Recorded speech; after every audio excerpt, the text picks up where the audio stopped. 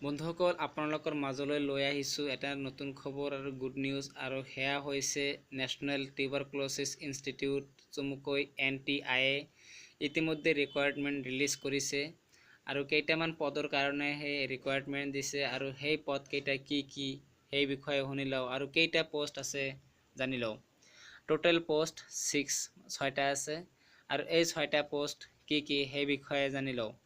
Consultant microbiologist NRL এটা post, senior laboratory technician for NRL এটা post, junior nurse দুটা post, project technician for laboratory এটা post, project technician for field worker এটা post.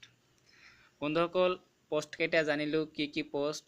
গতিকে এই post কেইটাৰ কাৰণে যিসকল আবেদনকাৰীয়ে আবেদন কৰিবলৈ ইচ্ছুক বা আবেদন কৰিম বুলি ভাবি আছে তেখেতসকলৰ কাৰণে এটা সীমাবদ্ধতা আছে আৰু হেয়া হৈছে যে এজ লিমিটেড বা এজ বয়সৰ সীমাবদ্ধতা, যে আবেদনকাৰীৰ বয়স 28 ইয়াৰ্ছৰ ওপৰত হ'ব নোৱাৰিব আৰু এই 28 ইয়াৰ্ছ অকল সীমাবদ্ধতা হৈছে জুনিয়ৰ নাৰ্ছৰ কাৰণে। জুনিয়ৰ নাৰ্ছ এই পদটোৰ কাৰণে আবেদন কৰিবলগীয়া আবেদনকাৰীৰ বয়স 28 ইয়াৰ্ছৰ ওপৰত হ'ব নোৱাৰিব আৰু পোষ্ট 4 and 5 অৰ্থাৎ প্ৰজেক্ট টেকনিচিয়ান ফৰ ল্যাবৰেটৰী আৰু project technician for field worker, ইয়াৰ কাৰণে আবেদনকাৰীৰ বয়স 30 ইয়াৰ্ছৰ ওপৰত হ'ব নোৱাৰিব।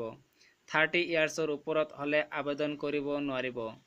তো বন্ধুসকল এই পোষ্ট কেইটাৰ কাৰণে আবেদন কৰিবলগীয়া আবেদনকাৰীসকলৰ এডুকেশ্যনেল কোৱালিফিকেশ্যন কিমান হ'ব লাগিব সেই বিষয়ে জানি লওঁ।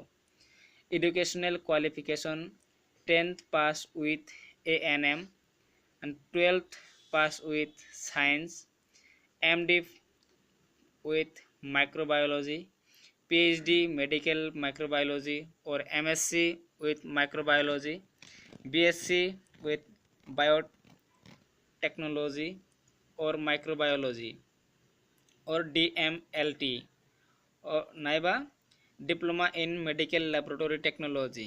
তো বন্ধুসকল পোষ্ট কেইটা কি সেই বিষয়ে জানিলে, এডুকেশ্যনেল কোৱালিফিকেশ্যন কি সেই বিষয়ে জানিলে আৰু আবেদনকাৰীৰ বয়স কিমান হ'ব লাগিব সেই বিষয়েও জানিলে, কিন্তু আবেদন কৰাৰ অন্তিম তাৰিখ কি সেই বিষয়ে এতিয়ালৈকে জ্ঞাত নহয় আৰু আবেদন কৰাৰ অন্তিম তাৰিখটো হৈছে 25 অক্টোবৰ 2018।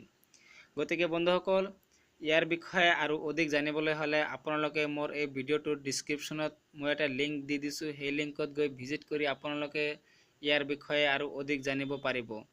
বন্ধুসকল যিজন ব্যক্তি আজি মোৰ এইটো চেনেলত প্ৰথমে ভিজিট কৰিছে তেখেতক মই এটা ৰিকুৱেষ্ট কৰিম, আপোনালোকে প্ৰথমতে মোৰ এই চেনেলটো ছাবস্ক্ৰাইব কৰক আৰু নটিফিকেশ্যনটো অন কৰি থৈ দিয়ক যাতে মই আপলোড কৰা নতুন ভিডিঅ'বিলাক আপোনালোকে অতি সোনকালে পাই যায়।